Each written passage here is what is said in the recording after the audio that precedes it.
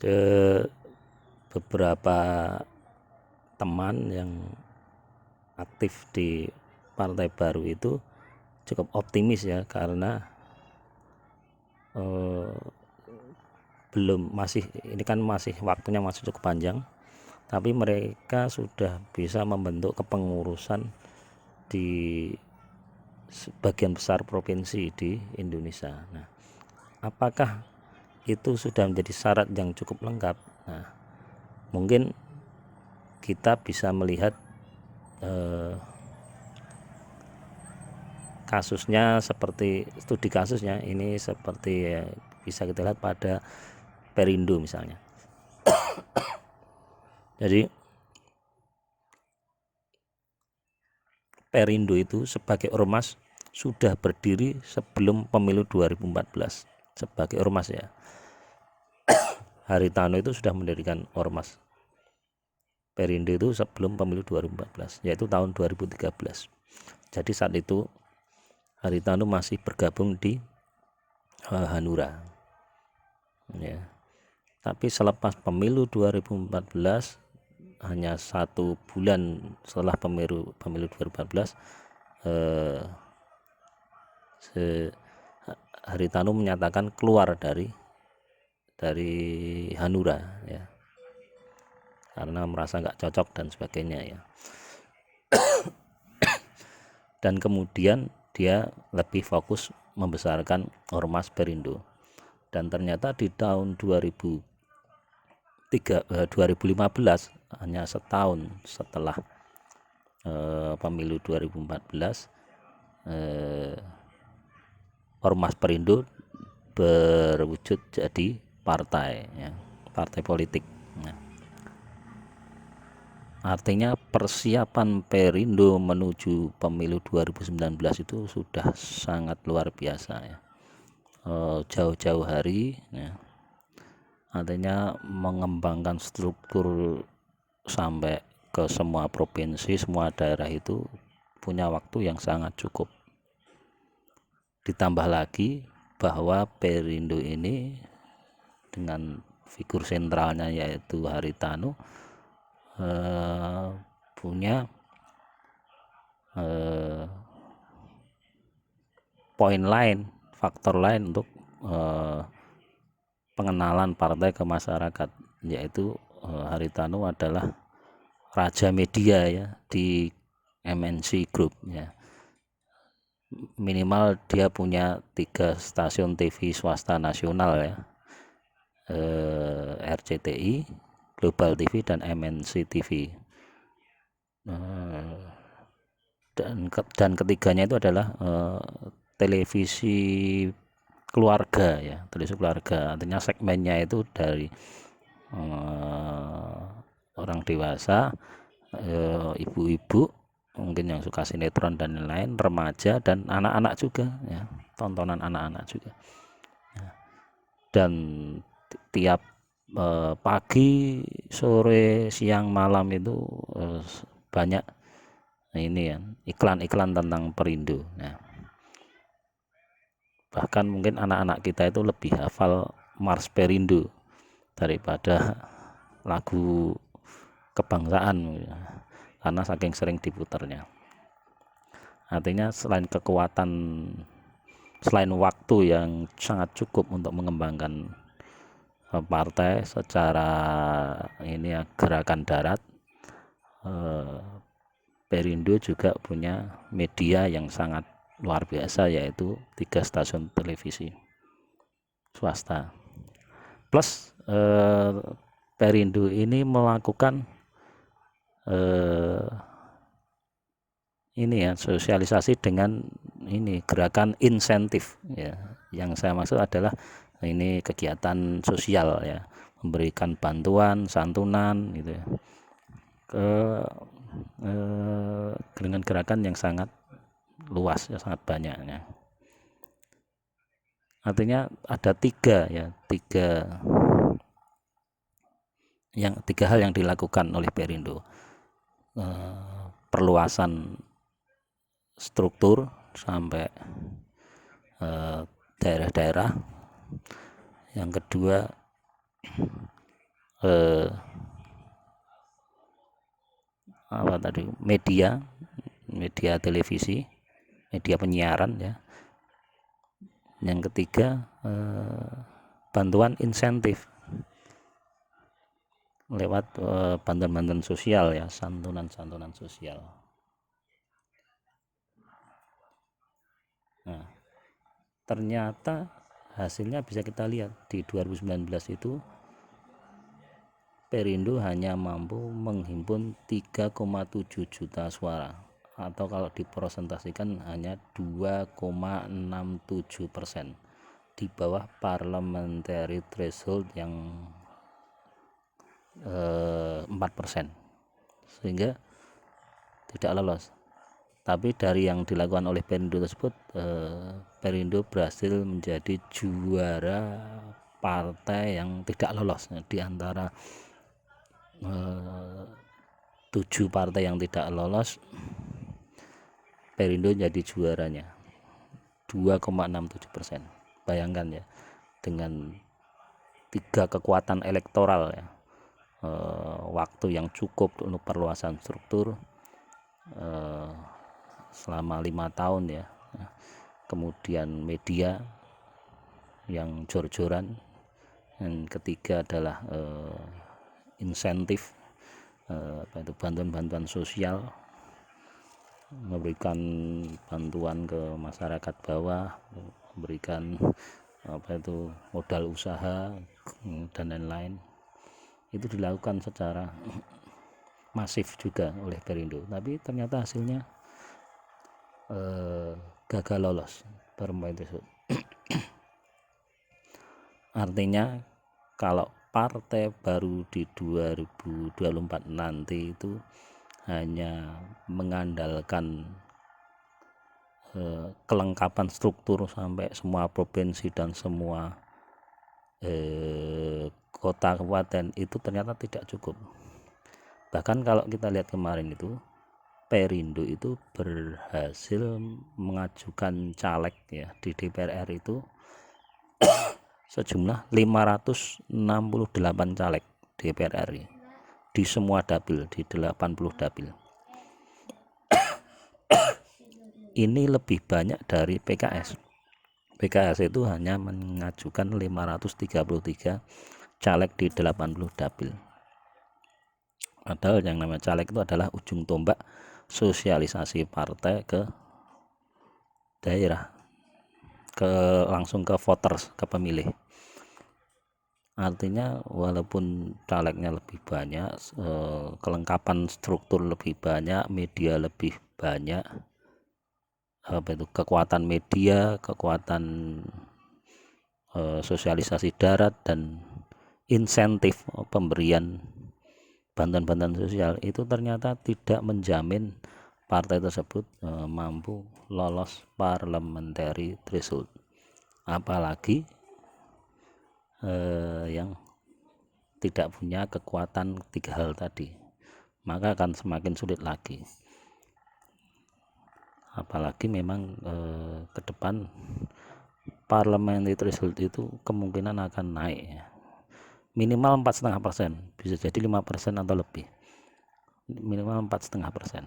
Kalau 4,5% saja ya misalnya itu, maka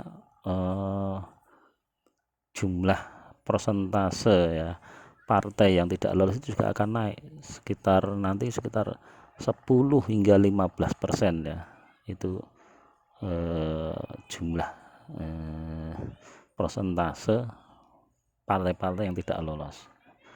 Kemarin saja itu di 2019 kemarin itu, persentase jumlah partai yang tidak lolos itu ada 9,7%.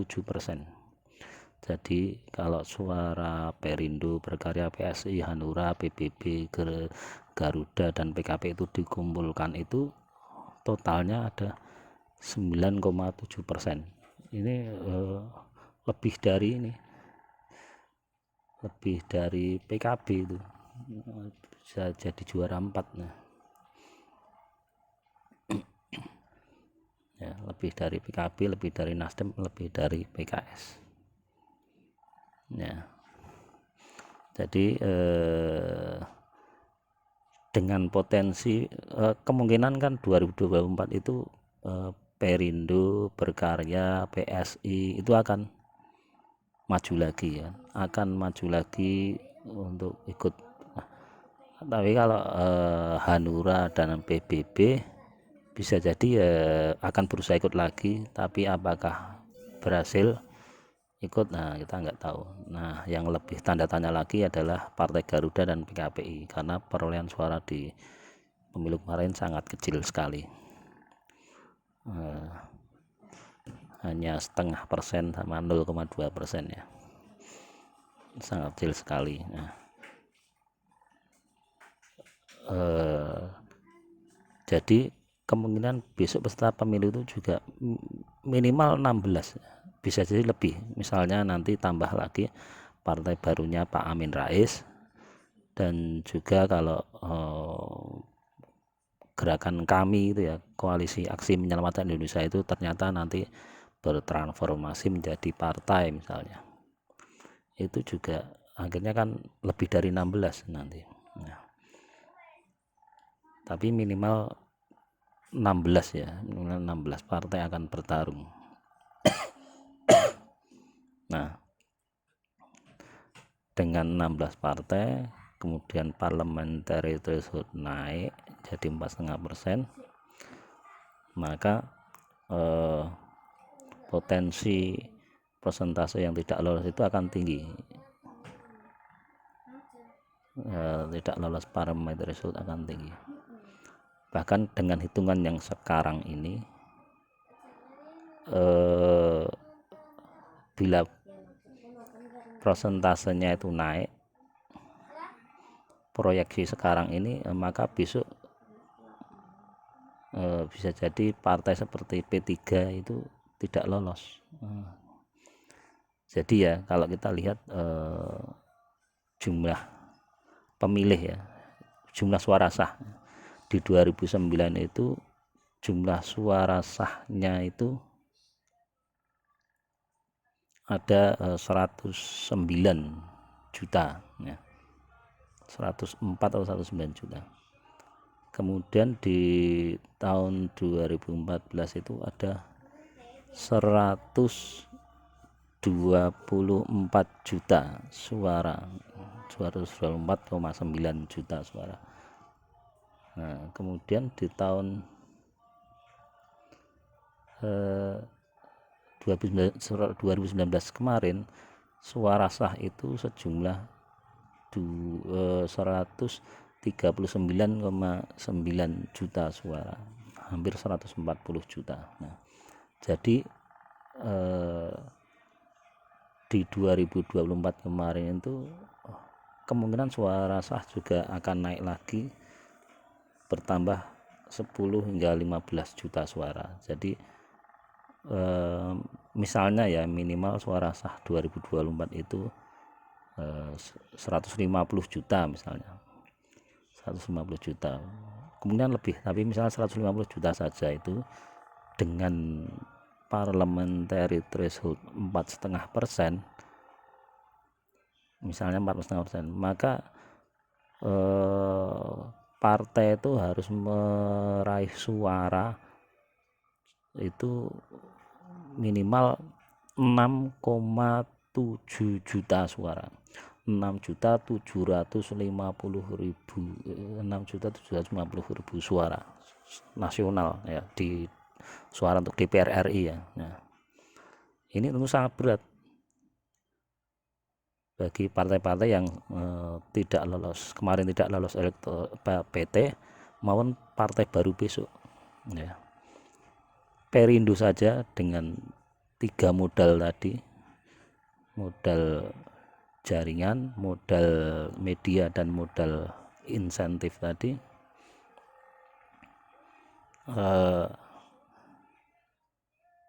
hanya meraih 3,7 juta suara.